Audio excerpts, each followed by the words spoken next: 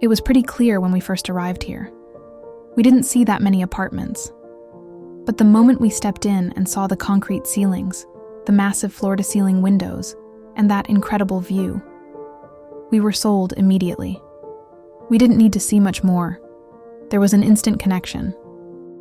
Our job was really to reveal the potential of this apartment, to bring calm, comfort, and warmth to the structure that was already here. We didn't want it to feel overly designed.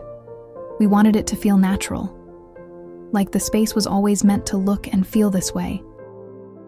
The layout started with the sofa. It's from CB2, structured but soft, modern but inviting. We chose it not just for the look, but for how it makes the room feel. It anchors the space without overwhelming it, giving us room to breathe. The neutral tone keeps things balanced, pairing well with the rug, tables, and concrete ceiling. In front of the sofa, a pair of identical square marble coffee tables from Bettencourt Manor. Simple and solid, with clean lines and a quiet presence. The natural veining adds subtle texture, grounding the room without overpowering it. They bring a touch of vintage to the otherwise minimal layout. Beside the window, a side chair from Crate and Barrel. It's where we sit with a book or a coffee. The drink stand next to it, from West Elm, is small but useful. The rug pulls it all together. It's an antique Kazak, hand-woven, rich in color, and full of character. These rugs are known for their bold, geometric patterns and durability, and this one adds a sense of history to the room. It brings warmth, texture, and soul. And it's our dog's sanctuary. This is where he sleeps every day. Honestly, it might be his favorite spot in the whole apartment.